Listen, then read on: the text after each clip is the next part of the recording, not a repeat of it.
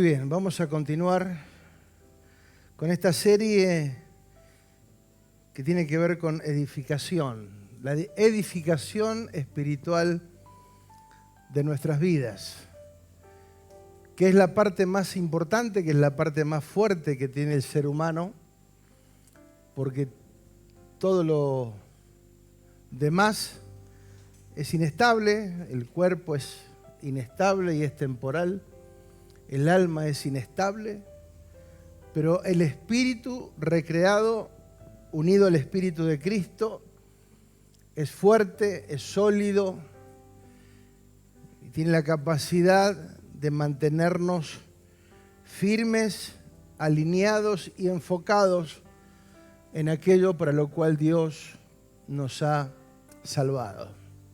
¿Sí? Saber que fuimos salvos con propósito y que en esa salvación tan grande que Dios nos ha dado está incluido una asignación. Para eso nos capacitó con dones, talentos, habilidades. Y vamos a hablar de todo un poquitito. El título de hoy es Edificar con entendimiento actualizado. Diga conmigo, edificar con entendimiento actualizado. Por eso permanentemente el Señor, o en varias oportunidades, el Señor nos anima a renovar la mente, ¿sí? A renovar el espíritu de nuestra mente, para poder comprobar cuál sea la buena voluntad de Dios, agradable y perfecta. ¿Sí?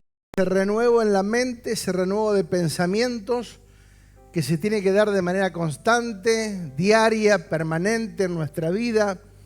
No es un evento, es un proceso permanente, una renovación, una actualización permanente, porque el Espíritu cada día nos aclara, nos ilumina, nos da entendimiento para saber qué hacer y cómo hacer lo que tenemos que hacer, ¿no? Aquello para lo cual hemos recibido una asignación.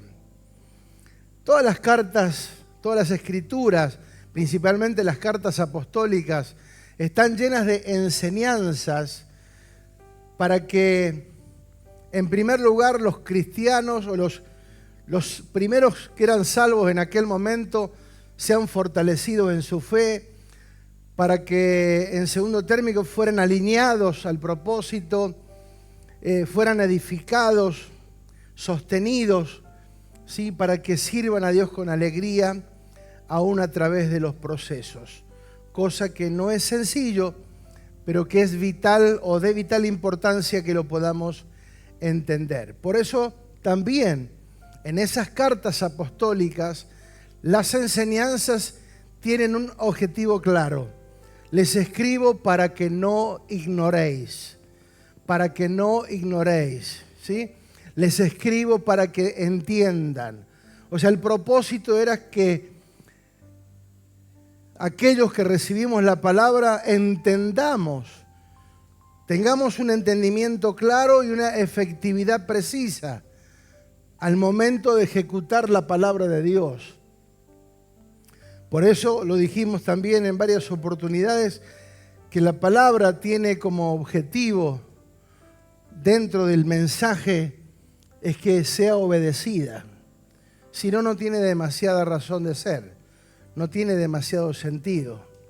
¿Sí? El consejo de Dios, la palabra de Dios, no es una opinión, no es una sugerencia, es una dirección, la cual nosotros la tomamos o la dejamos, pero la idea de Dios es que apropiándonos de ella logremos la máxima efectividad sobre esta tierra, ¿sí? En los años de vida que tengamos y para la gloria de su nombre. Hoy vamos a explayarnos un poquitito en todo este tema. Venimos hablando de que Cristo es el orden y el fundamento de toda edificación, ¿sí? La palabra, Cristo, el verbo hecho carne, es el fundamento, único fundamento inalterable de la edificación de nuestras vidas. Si el Señor nos salva, ¿para qué fue a la cruz? ¿Sí? ¿Fue para salvarnos solamente? No, porque en nuestra vida había un propósito. Nacimos con un propósito, vinimos a esta vida con un propósito. Lamentablemente muchas veces dejamos que el tiempo transcurra y no nos conectamos de manera urgente con aquel propósito por el cual nacimos. Y realmente es un desperdicio, ¿sí? Que nuestra vida simplemente se vaya de esta tierra sin arte ni parte, sin haber tenido el agradecimiento y el entendimiento hacia Dios para ponernos en funcionamiento, porque la palabra es poderosa y el reino de Dios es maravilloso. En todos estos meses vinimos hablando de varios aspectos de la edificación. Estuvimos casi 2 meses hablando sobre este tema. Algunos de los títulos: edificados según su diseño, edificando ando, edificar con limpia conciencia, edificar a conciencia, edificar el cuerpo para expresar un reino, edificados para creer en lo que se nos ha asignado. En la edificación, cuidado con la distracción. Y la semana pasada, Facu nos hablaba de edificar sin engaño. ¿Sí? Cuando escuchaba la semana pasada este tema, me venían tantas cosas donde permanentemente somos presa del engaño. Si no estamos atentos, si no estamos velando, si no estamos enfocados en la palabra de Dios, fácilmente podemos ser engañados. Pero quienes se engañen también serán engañados, ¿sí? Y dice la palabra que irán de mal en peor. Entonces, nosotros tenemos que estar enfocados en la verdad eterna para poder funcionar como Dios quiere. Amén. Hay muchos conceptos, por eso le animo a que repase no solamente lo último, sino toda esta serie, porque realmente hay mucha palabra y hay mucho para aprender, agarrar para nosotros y podernos edificar. No podemos, dijimos, compensar con oración lo que no se logra por edificación. Dijimos que usar el entendimiento es fundamental, por eso es fundamental es edificar con entendimiento. Nadie que se pone a edificar lo hace simplemente por un hobby.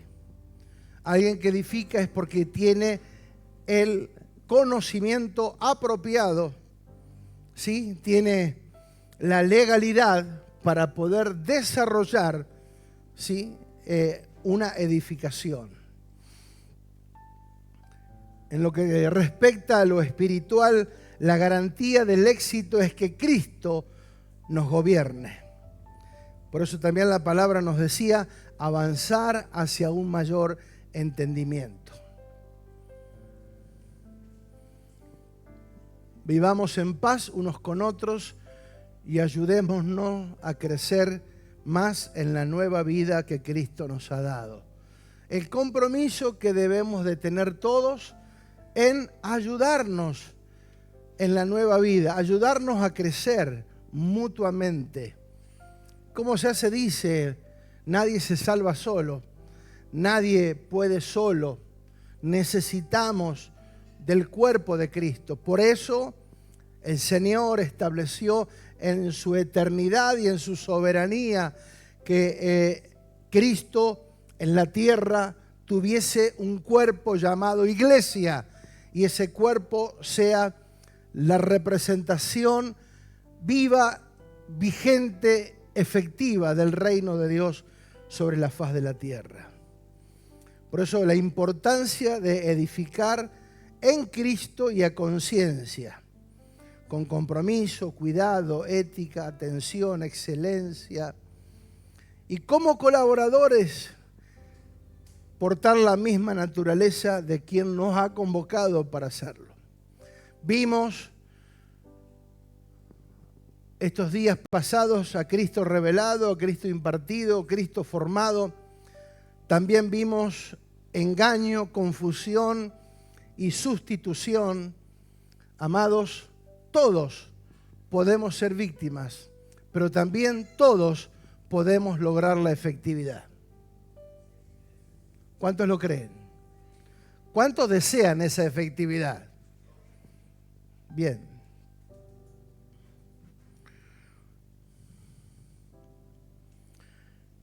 Conocimiento sin resultado. ¿Qué problema? Conocimiento sin resultado es una tragedia. Saber y no hacer, saber y no vivir, saber y no aplicar, es una tragedia. ¿Sí? Porque ese conocimiento es eterno. Es un conocimiento que no proviene de una situación eclesiástica, temporal, de una reunión, de una religión. No, la palabra es eterna. Cuando esa palabra es impartida en nuestro espíritu, nuestra mente, ¿sí? Automáticamente esa palabra se pone en movimiento. Pero fíjate acá, quiero detenerme en algo que cuando empezaba a prepararlo me vino este texto a la mente. Y en Juan 8:37, Jesús está hablando con los fariseos, con los doctores de la ley, con gente que conocía la ley, que conocía la palabra, que practicaba la religión judía. Eran personas que tenían conocimiento. Pero dice, sé que ustedes son descendientes de Abraham, pero procuran matarme, porque mi palabra no haya cabida en ustedes. Mi palabra no tiene un lugar, no tiene un espacio, no tiene forma de entrar en sus vidas. Entonces nos damos cuenta en este texto que la religión ha sido y sigue siendo una gran interferencia en lo que a entendimiento se refiere. Porque todos venimos de un trasfondo religioso. Y todo eso que hemos recibido, bien, mal, regular, todo eso ha formado en nosotros un entendimiento. Mal, bien, regular. ¿Sí? Entonces, la religión no ha sido un aporte beneficioso, al contrario, ha traído mayor confusión y mezclas. Acá vemos que Jesús está confrontando a los doctores de la ley, a gente que sabía, ¿sí? Que tenían conocimiento, no eran paganos, no eran inconversos, no era gente como le llamamos del mundo, no, eran gente con conocimiento. No ignoraban las escrituras, pero no tenían entendimiento. Eran expertos en el logo, pero no en el rema. Solamente tenían la letra, y esa letra para ellos era como una ley, pero no tenían el rema, la revelación de esa palabra para poder funcionar. Por eso dice, la palabra no tenía lugar, no tenía espacio, no la podían recibir, no podían admitir las enseñanzas de Jesús. Era un rechazo. ¿Por qué? Porque estaban llenos, no tenían espacio, porque estaban llenos de una formación errónea, que no tenía nada que ver con la revelación eterna ni con la iluminación de la palabra en sí. El mismo Jesús les está hablando y ellos no lo están reconociendo. ¿Sí? Ellos lo querían matar, ¿sí? Porque no lo creían, no le creían a sus palabras. Entonces fíjate vos a qué punto, a qué grado, ¿sí? La religión de pronto se torna peligrosa, ¿sí? Y hasta enemiga de la verdad eterna. Por eso tenemos que liberarnos, renunciar a toda esa situación, porque la religión hizo una coraza tan fuerte en el entendimiento de estas personas que no les dejaba ver, reconocer ni aceptar a Jesús ni sus palabras. ¿Cuál es el peligro? Que podemos congregarnos, podemos cantar, levantar las manos, emocionarnos, llorar, hasta ofrendar, ¿sí? Pero aún así estar desconectados de la verdad eterna. Porque nada de lo externo hace lo que es, no es de afuera para adentro, sino de adentro hacia afuera. Por eso, amados, la religión nunca nos permitió ver y entender con claridad la palabra. Por eso tenemos que renunciar a todo eso, liberarnos de todo eso. Para que veamos el impacto de las palabras que no son inocentes, las palabras no son inocentes, y los conceptos que hemos desarrollado usando terminología religiosa, evangélica, como le queramos llamar, no ha sido favorable. Porque en ningún lugar en la Biblia encontramos vida cristiana. Y yo he escuchado muchísimas veces, ha habido estudios de vida cristiana, cómo vivir la vida cristiana, ¿sí? Sin embargo, la palabra dice la vida de Cristo, que es totalmente diferente. No es la vida cristiana, sino la vida de Cristo. Porque la vida cristiana son normas, un montón de normas que tenemos que cumplir. Paso 1, paso 2, paso 3, esto lo podés hacer, esto no lo podés hacer, ¿sí? Y no es así, no es movernos por influencia porque alguien nos dice qué tengo que hacer o no. No es así. La vida cristiana son normas. Con mi esfuerzo personal trato de cumplir, trato de imitar la vida cristiana. Y eso no es así. No es el esfuerzo personal tratar de hacerlo con nuestra propia fuerza. La vida de Cristo es una ley que se llama en la palabra la ley del Espíritu de vida en Cristo. Esa ley del Espíritu de vida que está en Cristo, esa ley produce vida en nosotros.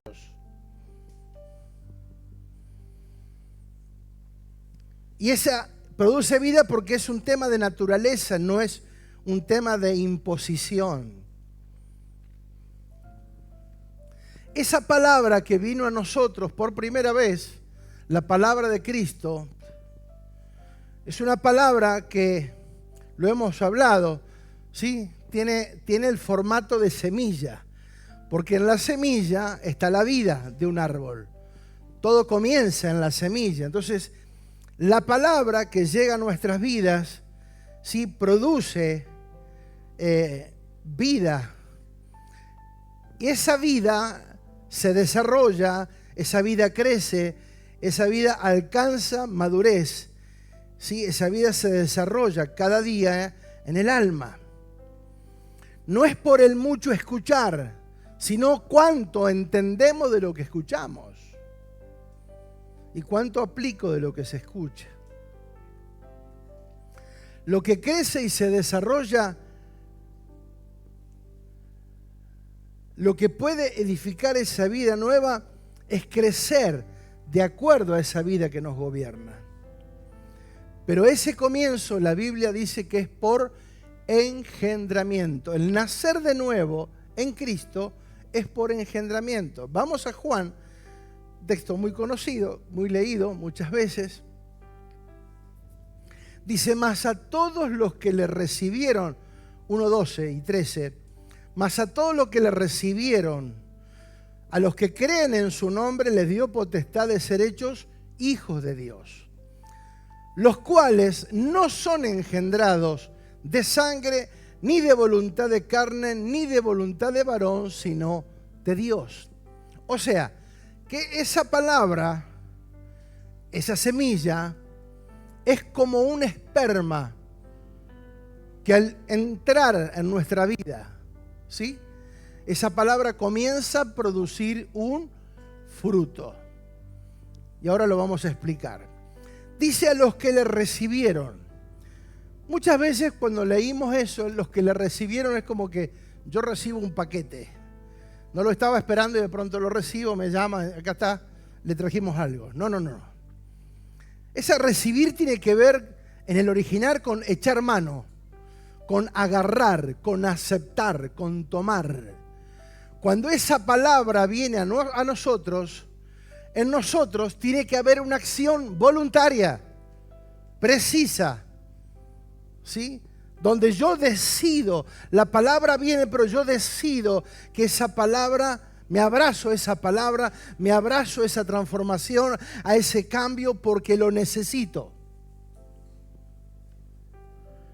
Por lo general, esa palabra llega en el momento preciso, ¿sí? Yo recuerdo en mis 15 años cuando esa palabra comenzó a hablarme y algo que no podés resistir, algo que necesitas abrazar, necesitas tomarte esa palabra porque sabes que es la única manera de provocar una transformación total y radical en nuestra vida. Si Cristo no interviene, la vida del ser humano sigue siendo la misma. Cambiará de secta, cambiará de religión, cambiará de barrio, cambiará de congregación, cambiará de lo que quiera, pero si no nace de nuevo, sigue siendo la misma milanesa. ¿Se entiende? Entonces necesitamos avanzar. Es una decisión aceptar, no una imposición. Por eso tiene un paralelismo cuando hablamos de la palabra como una semilla o como un esperma, ¿sí? Está relacionado con un embarazo, ¿sí? La palabra viene, ¿sí? En forma de semilla, en forma de esperma. Esa palabra llega a nuestras vidas y comienza a producir un resultado, ¿sí o no? Pero para que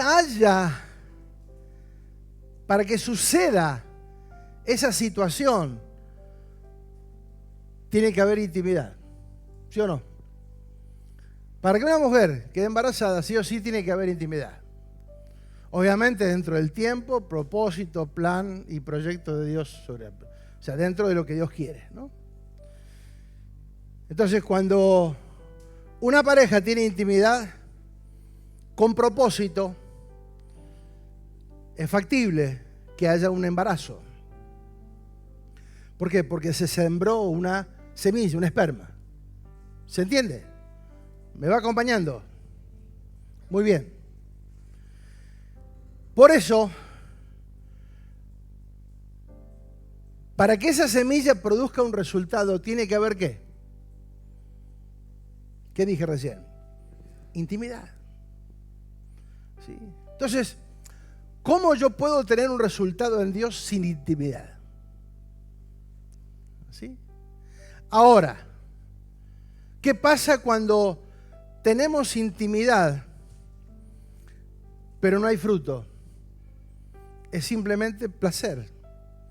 Y Dios no vino a nuestras vidas para provocarnos placer. Vino para provocar un fruto por causa de un propósito. ¿Se entiende? Obviamente, si hablamos de embarazo, el disfrute está incorporado en todo eso, pero no es el motivo principal. ¿Se entiende? Porque una relación sin fruto es simplemente un disfrute.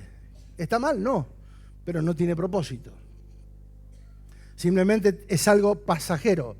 Pero cuando hay un propósito, esa relación puede terminar en un embarazo. ¿Me va siguiendo? ¿Sí? Entonces, sin intimidad no hay forma de lograr eso. Por eso la intimidad produce un fruto. Ese fruto se va gestando. Una mujer a los 2 meses, 3 meses de embarazo tiene que decir, estoy embarazada, porque no se le nota. Pero una mujer a los 8 meses, 9 meses casi, ¿tiene que decir estoy embarazada? ¿Sí o no? ¿Por qué no? Se le nota.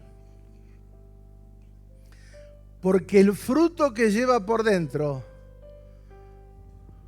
la transformó por fuera. ¿Me va siguiendo? La palabra tiene ese objetivo. Comenzar un proceso interno para que en un periodo de tiempo haya una manifestación visible, externa. Por eso cuando yo digo soy cristiano, ahí la embarré. Porque nadie lo vio. Lo tengo que decir yo porque nadie se nota. No se nota. Los discípulos no se llamaron cristianos a sí mismos. Los de afuera, los paganos, los inconversos, los que estaban lejos de Dios decían, ustedes son cristianos. Al momento que yo digo soy cristiano, eso carece de sentido. ¿Se entiende? Porque lo que llevamos por dentro tiene que producir un cambio por fuera. Es inevitable. ¿Se va entendiendo? Pues esto se va a poner color de hormiga en un ratito. No, vamos bien, despacito. ¿Sí? Entonces,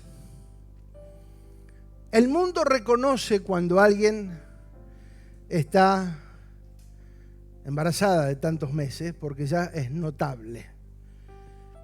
Ahora, no podemos nosotros andar diciendo lo que somos porque no tiene sentido. ¿Sí?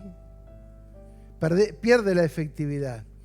No somos de Cristo porque simplemente dejamos los hábitos, porque eso era una de las cosas que antes se decía. No, este hermano ya es cristiano. ¿Por qué? No, porque ¿cuál era el concepto?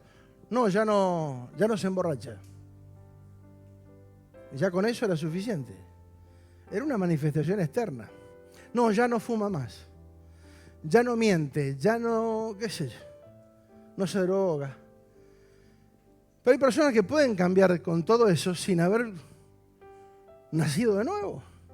Hay gente que deja los hábitos por un montón de situaciones sin necesidad que Dios intervenga. O sea, ese no era un parámetro para entender que alguien está en Cristo. Por eso el grave error que muchas veces podemos llegar a cometer cuando nosotros evaluamos por algo externo. Somos de Cristo por llevar dentro nuestro una semilla incorruptible, porque cambiamos de hábitat y de naturaleza. Fuimos trasladados de la potestad de las tinieblas al reino de su amado Hijo. Entonces hay un cambio de hábitat, de naturaleza. Pero eso también me lleva a entender y a ver que hay un paralelismo, 9 meses y 9 expresiones del fruto del Espíritu. 9 meses y 9 expresiones. Vamos a verlo, por favor. Gálatas 5:22 dice algo interesante. Más el fruto, no dice más los frutos, dice más el fruto del Espíritu es amor, gozo, paz, paciencia, bondad, benignidad, fe, mansedumbre, templanza. Contra tales cosas no hay ley. ¿Cuántos frutos son? Un fruto, con 9 expresiones de Cristo. ¿Se entiende? Es un fruto. El fruto del Espíritu es. El fruto del Espíritu es. ¿Con qué arranca? Con amor. ¿Qué es el amor? La capacidad de elevar a otra persona a un nivel superior. Cuando uno realmente ama, eleva a la persona a un nivel superior. Cristo nos amó y nos hizo sentar en lugares celestiales con Cristo. Y así podríamos denominar, pero no quiero profundizar solamente para que entendamos. Hay 9 expresiones. En el desarrollo, en esos 9 meses, en ese tiempo, en ese periodo, que no es algo que tiene que ver con el cronómetro literal de 9 meses, sino que Son 9 expresiones dentro de un tiempo determinado. ¿Sí? En contraste, fíjate el fruto del Espíritu, en contraste con las obras, las obras de la carne. La carne que produce obras. La carne produce obras. El Espíritu produce un fruto. ¿Hay diferencia? Claro. Y muchísimo. Fíjate, dice, y manifiestas son las obras de la carne. ¿Qué son? Adulterio, fornicación, inmundicia, lascivia, idolatría, hechicería, enemistades, pleitos, celos, iras, contiendas, disensiones, herejías, envidias, homicidios, borracheras, orgías y cosas semejantes a estas, acerca de los cuales os amonesto, como yo os he dicho antes, que los que practican tales cosas no heredarán la religión, no heredarán el reino de Dios. Siempre fue un reino. Entonces, interesante que habla del fruto y habla de las 9 expresiones de ese fruto de la vida del Espíritu de Cristo.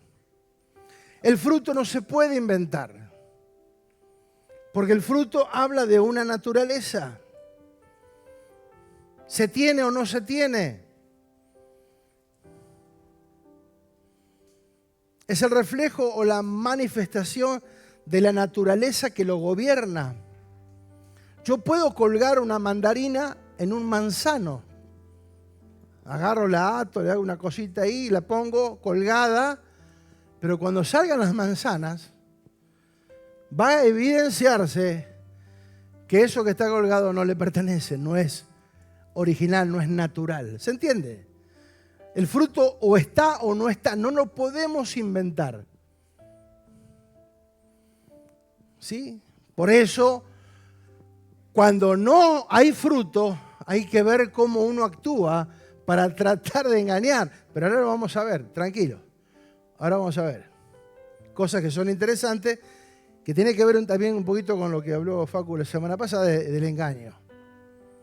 Entonces, el árbol produce un fruto y ese fruto es la manifestación de algo que está por dentro. Por eso esa semilla que se sembró en nosotros de manera de esperma o de semilla va a provocar un fruto inevitable. ¿Sí? Diga, tenemos que portar frutos. Tenemos que ser portadores de frutos. ¿Sí? ¿Qué frutos hay en tu vida? ¿Qué frutos son manifestados en tu vida? ¿Hay frutos? El fruto es antipiratería. O sea, el fruto es o no es, está o no está. Por eso no es por los dones, no es por la capacidad, sino por los frutos que vamos a conocer a las personas. Fíjate lo que dice Mateo 7:15, Jesús enseñando acerca de esto. Dice, guardaos de los falsos profetas. ¿Cómo? ¿Hay falsos profetas?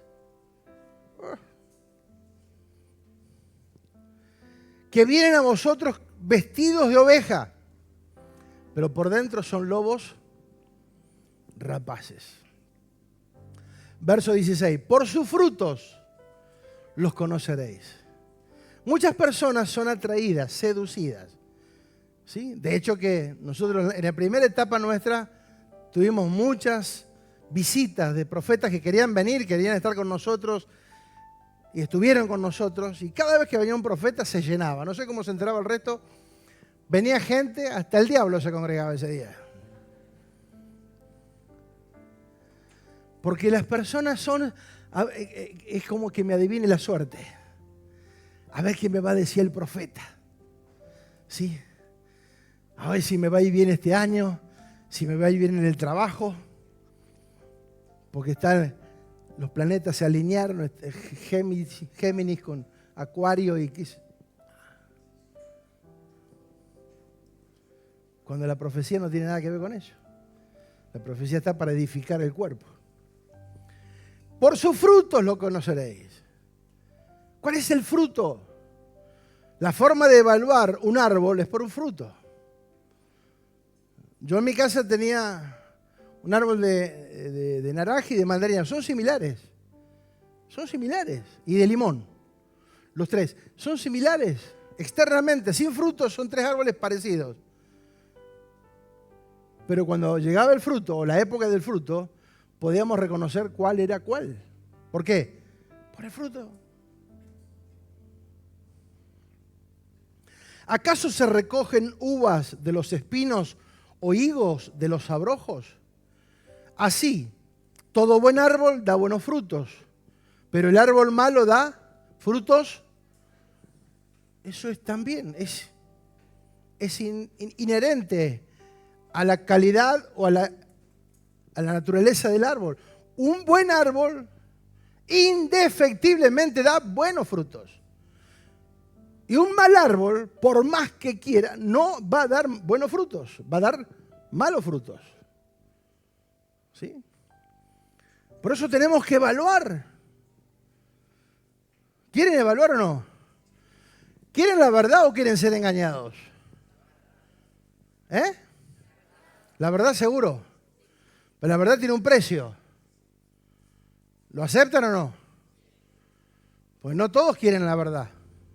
Muchas veces vivimos en el engaño, pero podemos patear la pelota hasta que en un momento ya no se puede patear más. ¿Sí? Voy a contar un caso de tantos que conozco, de tantísimos, desde que hace 47 años hasta ahora.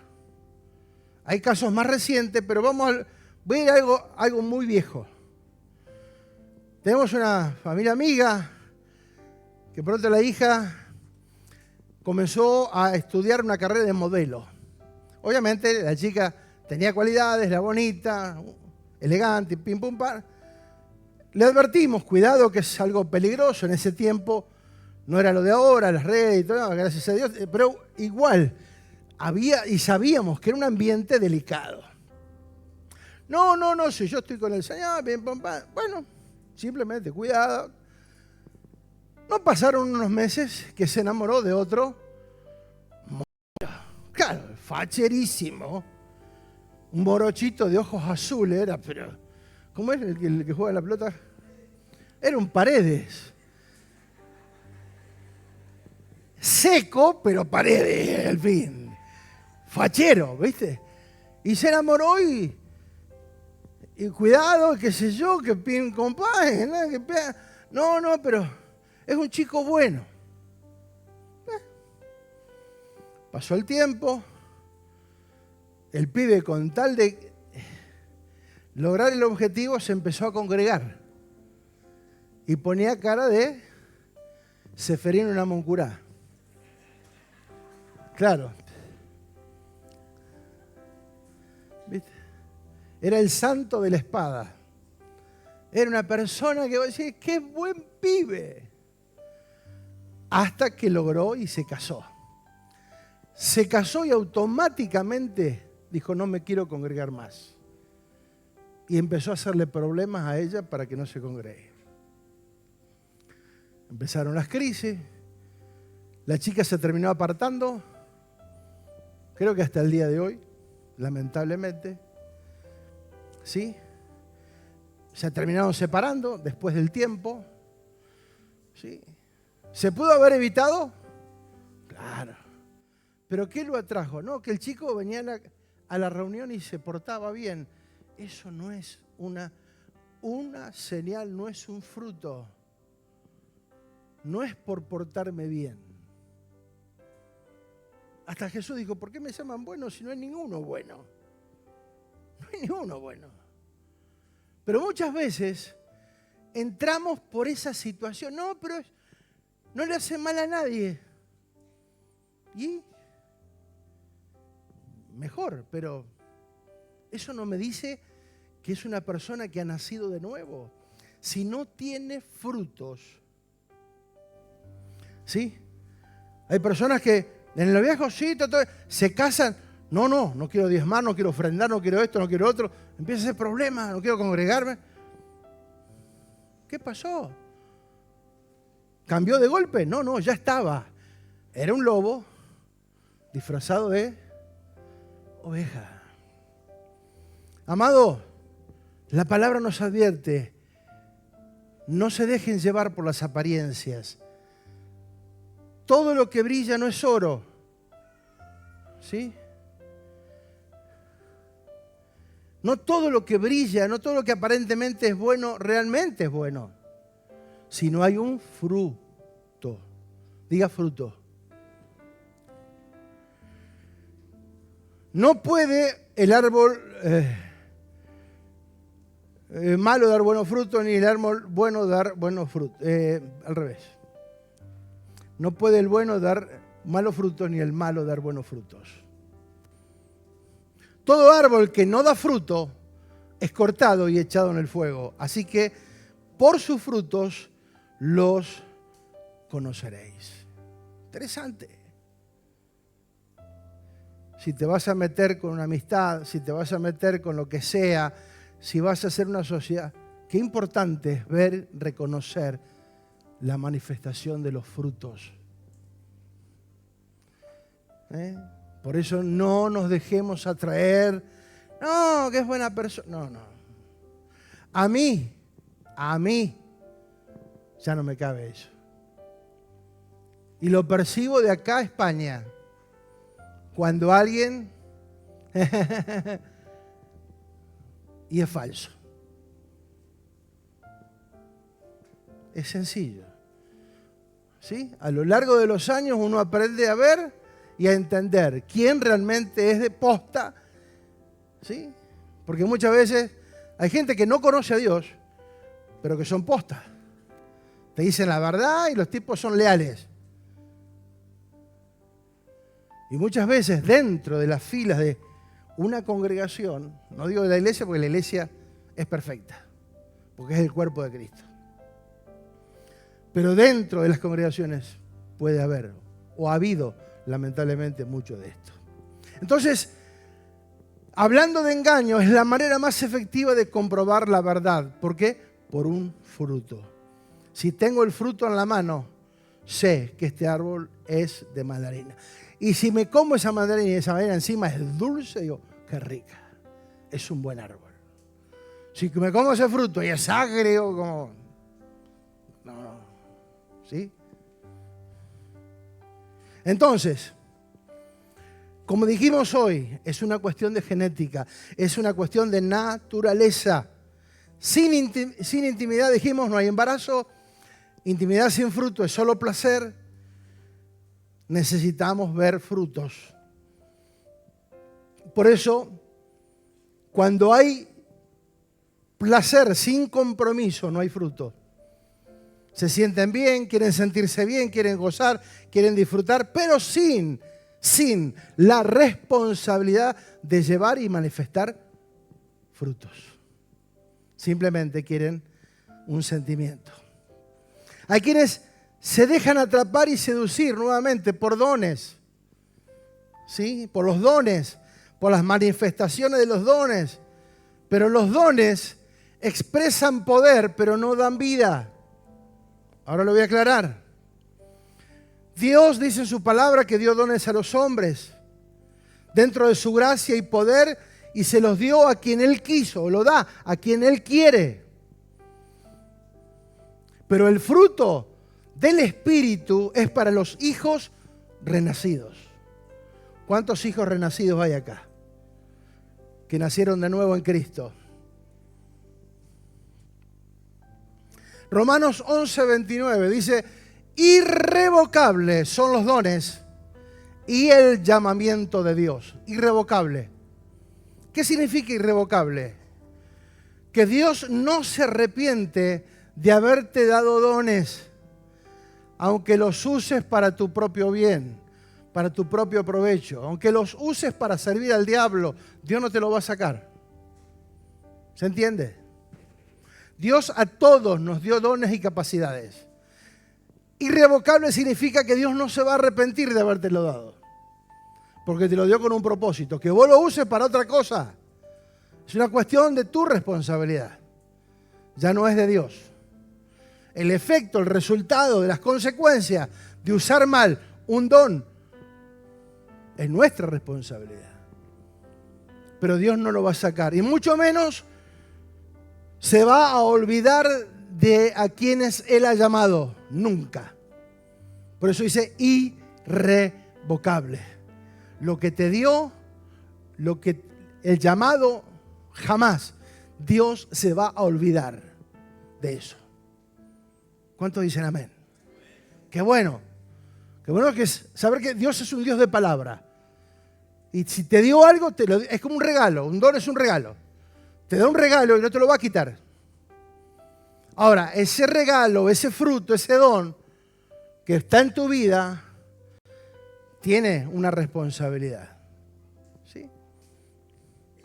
Dios no se arrepiente. No nos va a quitar. Por más que no le sirvamos, no te lo va a quitar. Es lamentable, pero es así. Dios no te va a sacar dones. Si tenés habilidades y aunque no las uses para Él, no te las va a sacar. Es clara la evidencia entonces que Él no nos controla. Si no, a través del don nos podría controlar, pero Él no nos controla, aunque espera que le demos el gobierno de nuestras vidas a Él, por amor, por entendimiento. Para entender esto un poquitito, para simplemente dar un pantallazo breve, la iglesia de Corintios era la iglesia que tenía todos los dones. No le faltaba ningún don. Don de lengua, de interpretación de lengua, sanidad, profecía, milagro, de todo. Todos los dones estaban en la iglesia de Corintios. ¿Sí?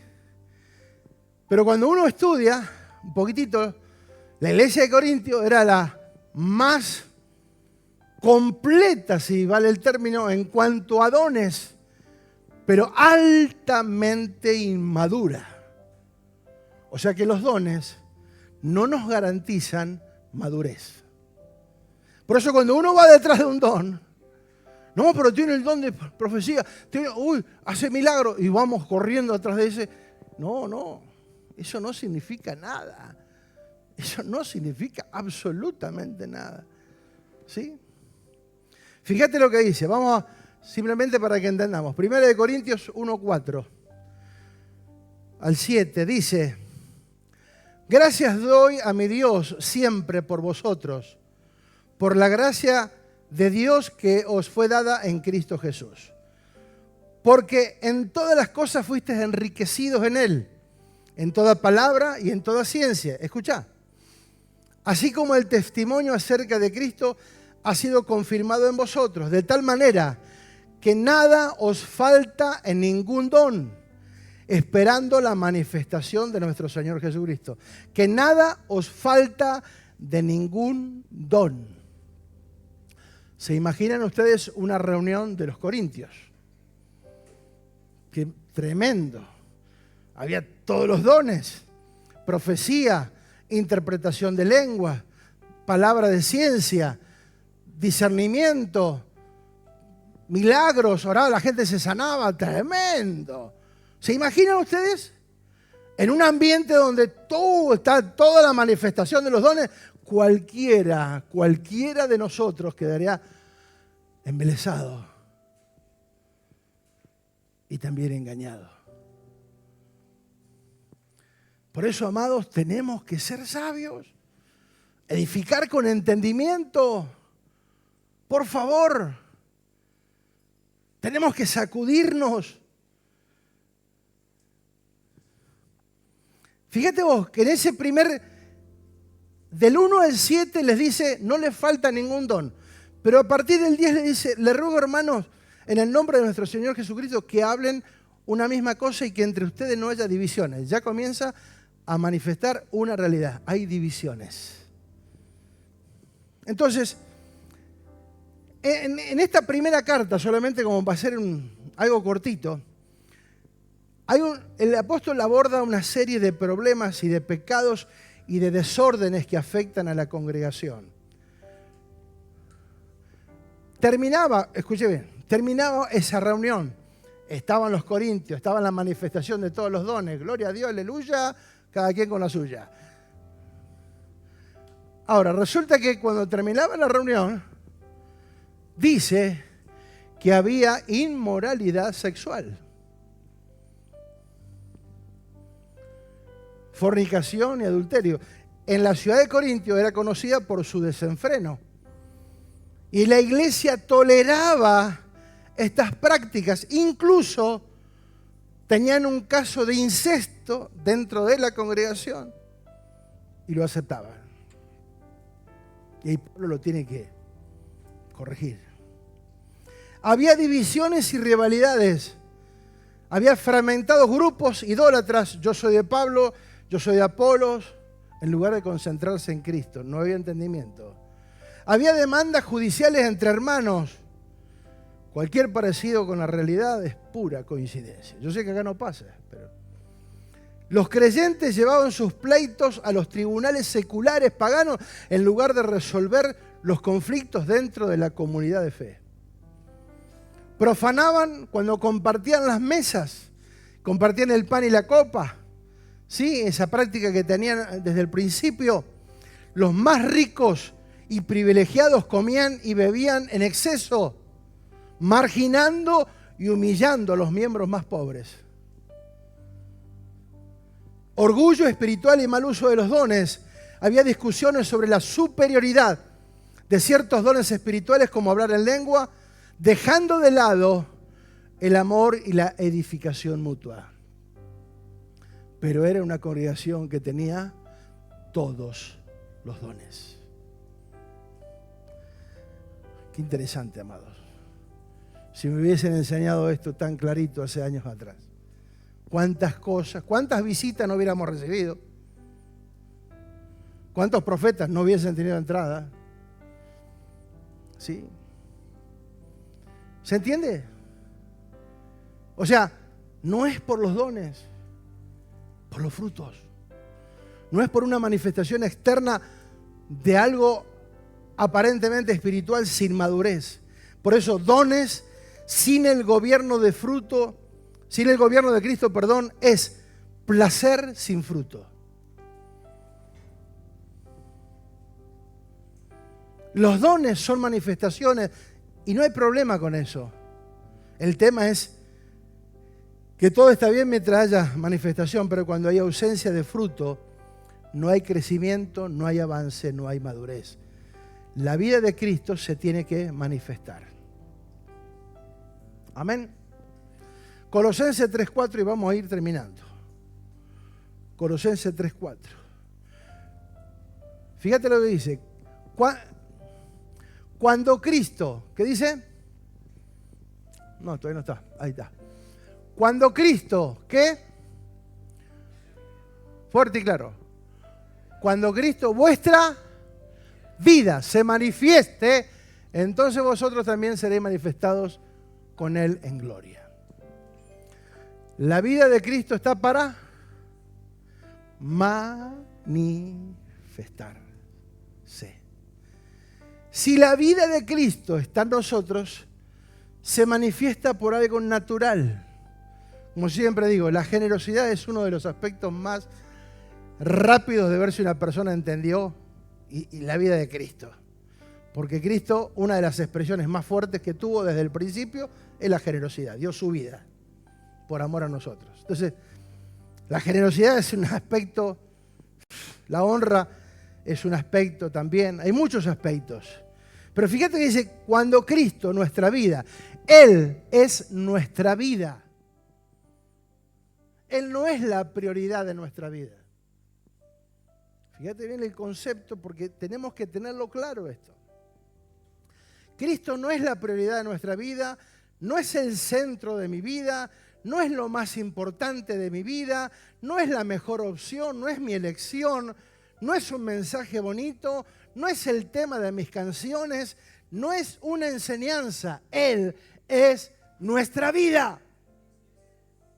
Diga vida. Él es mi vida, yo vivo por Él. Es la razón de mi vida. ¿Se entiende? Él no es algo que yo elijo, no, Él es mi vida. Él lo llena todo, diga, lo llena todo. Si estamos unidos a Él, somos uno, somos un mismo espíritu con Él, no dos. Por eso no hay forma de que eso se divida o diluya.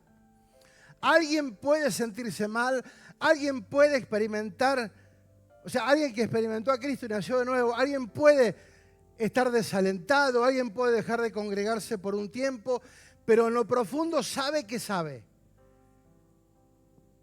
cuál es su realidad y que tiene que volver a la comunión de la iglesia, del cuerpo de Cristo, a la comunión con el Señor, porque sin comunión no hay fruto. Sin intimidad no hay resultado. Diga, resultados.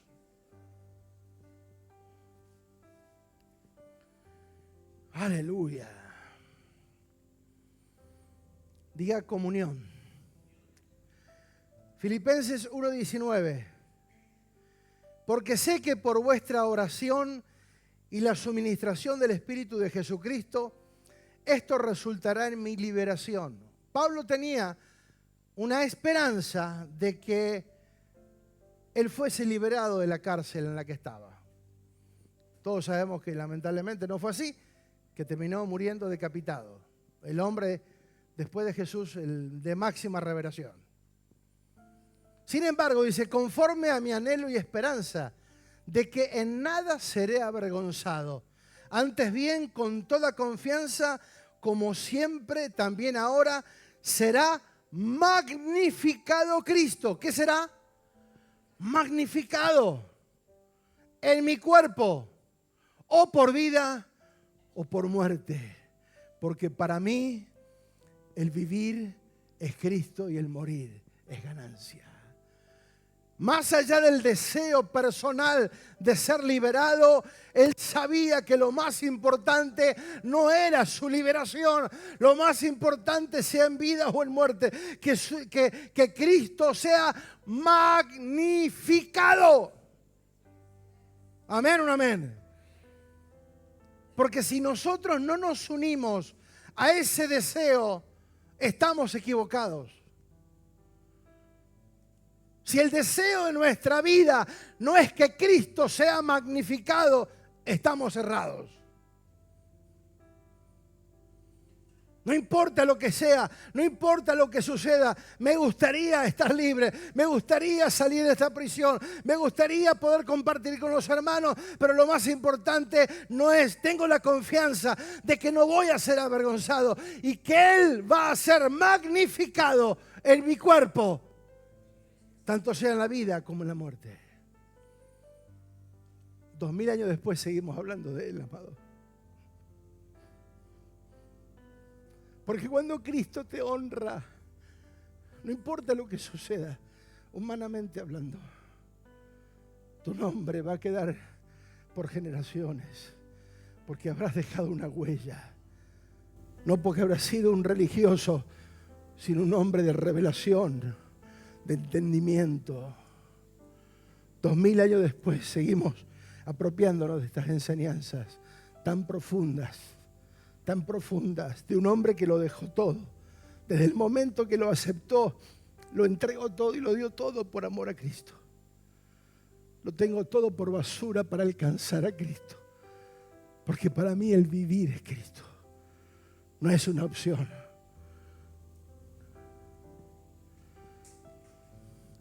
Una vez más Pablo recalca para mí el vivir es Cristo. Por eso hace un tiempo atrás hablamos de la sinergia. Cuando la suma de las partes hacen mayor al todo. Que dijimos que en la medida que Cristo se manifiesta en más personas en la tierra, Cristo se volverá más grande en su expresión o manifestación terrenal. El apóstol declara con entendimiento que más allá de su liberación, lo más importante es que Cristo sea magnificado. ¿Qué significa magnificar? Hacer grande, diga, hacer grande. ¿Estás dispuesta a hacer grande a Cristo en tu vida? Que los demás te puedan ver. Que Cristo se va engrandeciendo en tu vida. Y en la medida que se engrandece cada día, lo haces a Él más grande. Hacer grande, aumentar, exaltar, engrandecer, ensanchar, extender grandemente, alabar. No es cantando, es con vida. No es solamente cantando, es con vida. Tiene sentido y razón de ser cuando lo que cantamos lo acompaña una vida. No es letra muerta. Esa era la idea original de Dios, el plan supremo que Dios tenía con su Hijo. Escuchá, que en el Hijo iba a formar hijos semejantes a su Hijo para que su Hijo sea magnificado. ¿Se entendió? En su Hijo, Dios iba a formar hijos que magnificaran a su Hijo. Interesante. Por eso Romanos 8, 28 y 29 dice, y sabemos que Dios hace que todas las cosas cooperen para el bien de los que lo aman y son llamados según el propósito que Él tiene para ellos. Pues Dios conoció a los suyos de antemano y los eligió para que llegaran a ser como su Hijo. ¿Para qué te eligió?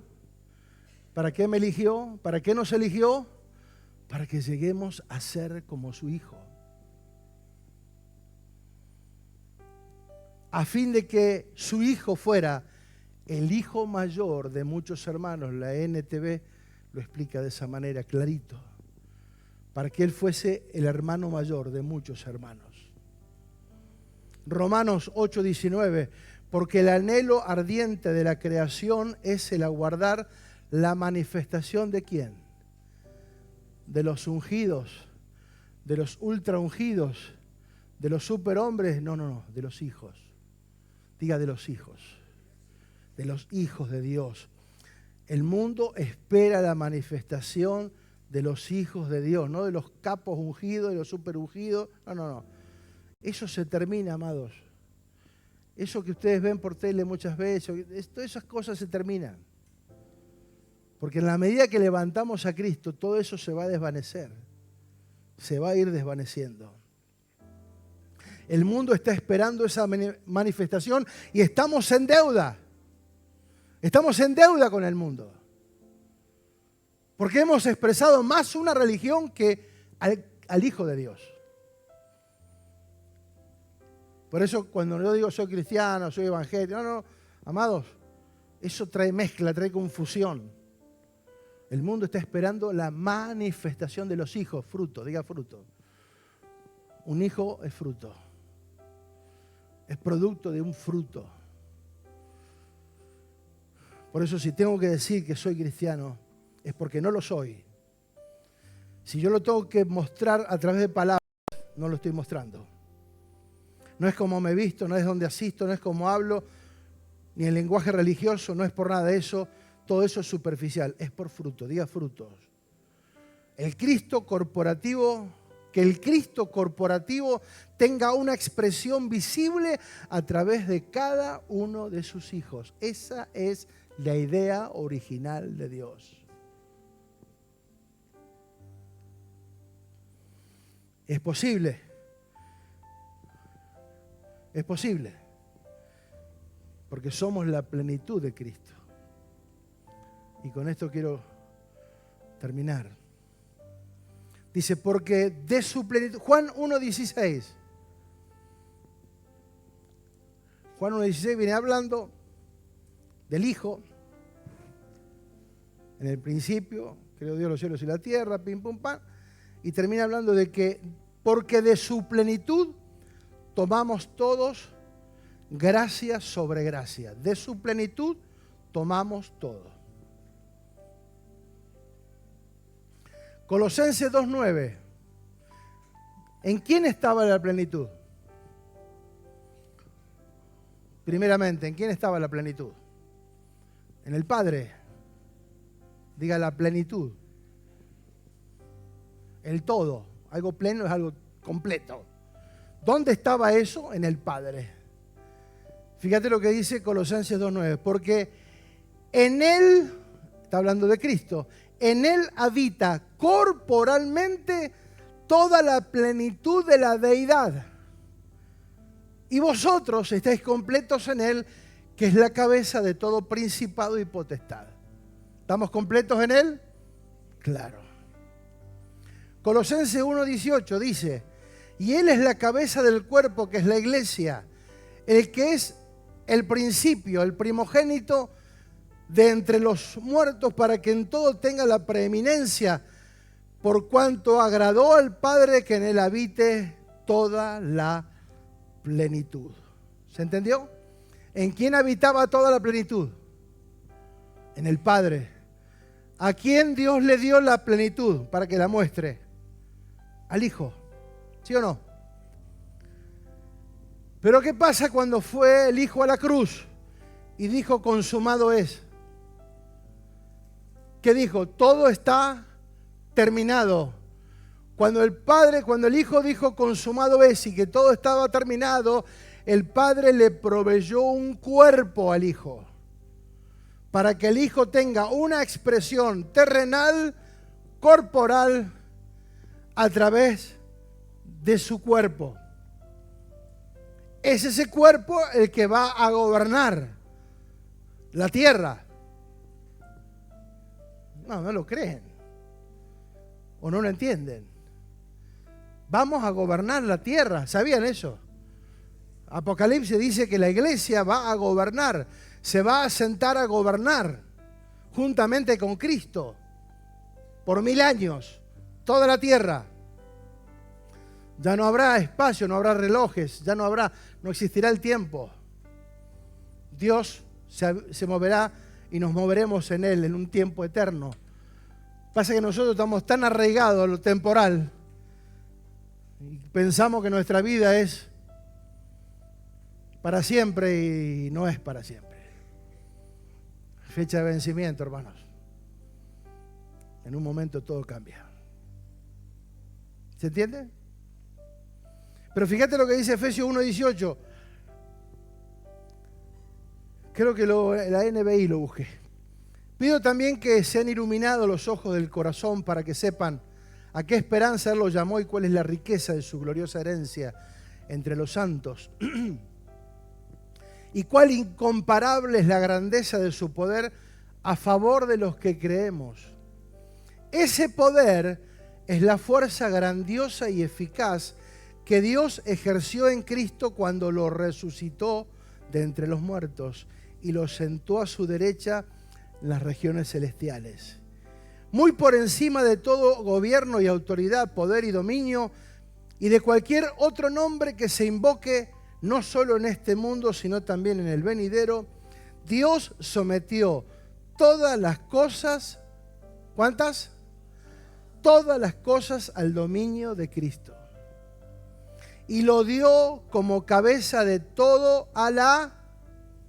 ¿Quién es la iglesia? ¿Quién es la iglesia? Amados, tenemos una cabeza poderosa. ¿Amén o no amén? Dios sometió todas las cosas al dominio de Cristo y lo dio como cabeza a la iglesia. Esta, que es su cuerpo, es la plenitud. ¿Quién es la plenitud ahora? ¿Dónde está la plenitud? En la iglesia. La plenitud de aquel que todo lo llena por completo. ¿Cómo no vamos a poder manifestar esa realidad de Cristo si en nosotros habita Cristo y toda esa plenitud ahora habita de manera efectiva en su iglesia, en su cuerpo? ¿Cuántos dicen amén?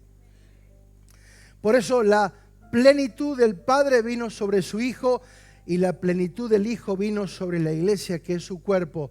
O sea que todo estaba resuelto cuando fue el consumado en la cruz.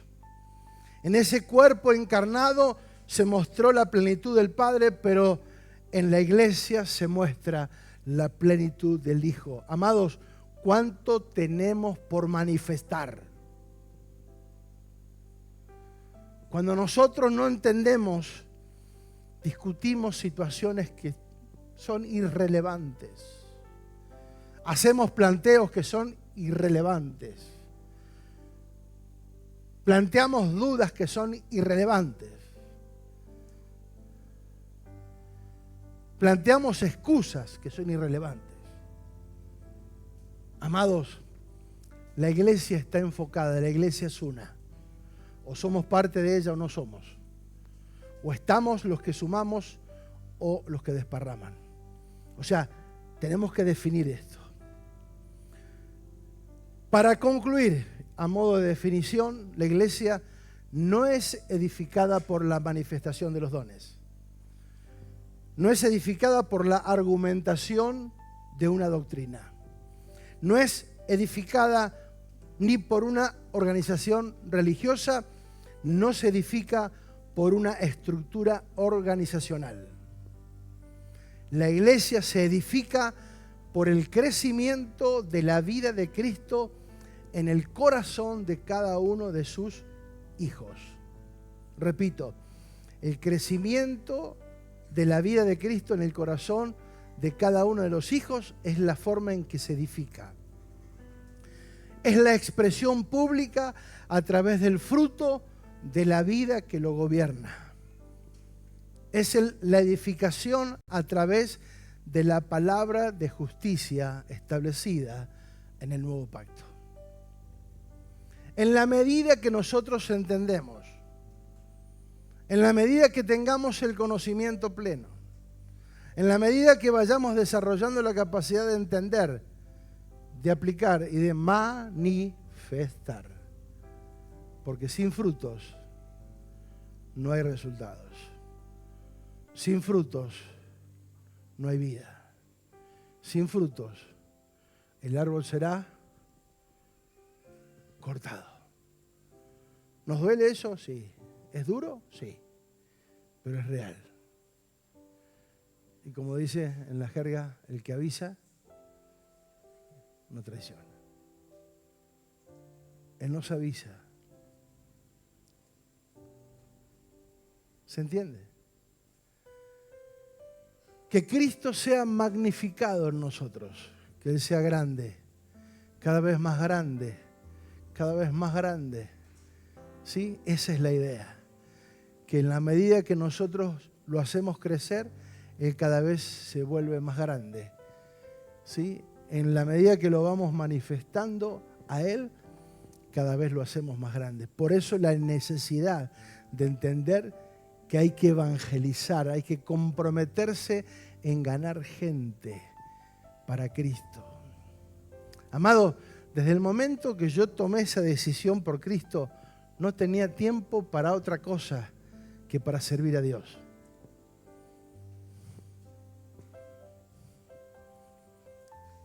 La semana anterior a esa decisión me habían convocado el director técnico de un equipo de fútbol para comenzar a entrenar con ellos. Porque yo estaba mirando cómo entrenaba la primera división y me pusieron a jugar. Seguramente que era malo, pero no sé, me pusieron. Amados, cuando yo me entregué al Señor, no hubo nada más importante en mi vida que servirle. No digo que esté mal jugar a la pelota, digo, o hacer un deporte, lo que sea. Digo, las prioridades. ¿Dónde están tus prioridades? ¿Que Cristo cada vez sea más grande o que cada vez nosotros seamos más grandes? Que nuestra fama, nuestro ego, nuestro orgullo, ¿dónde estamos parados? ¿Qué es lo que queremos mostrar? ¿A quién queremos seducir? ¿A quién queremos convencer? Amados, la palabra es clara y es específica. Hay que crecer en Cristo. Si realmente fuimos salvos, el crecimiento es algo que no se discute. Tiene que estar en nuestras vidas permanentemente. Cuando estaba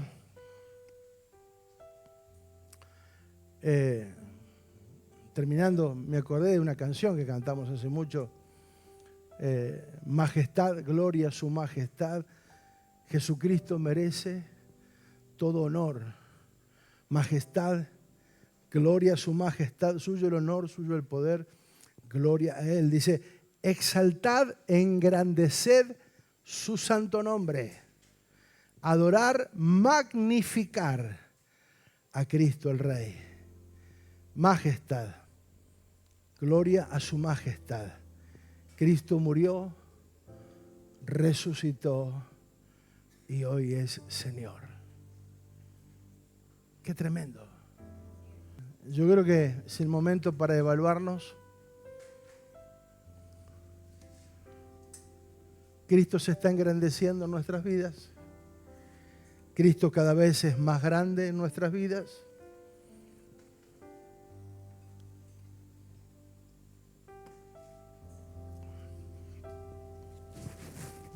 Estamos unidos al deseo de Dios de magnificar a Cristo. Pablo lo estuvo. Pablo estuvo alineado al plan y propósito eterno. Yo quiero que Cristo sea magnificado en mi vida, en este plano o en el otro. Que Él sea magnificado, que Él sea grande. Porque para mí el vivir es Cristo.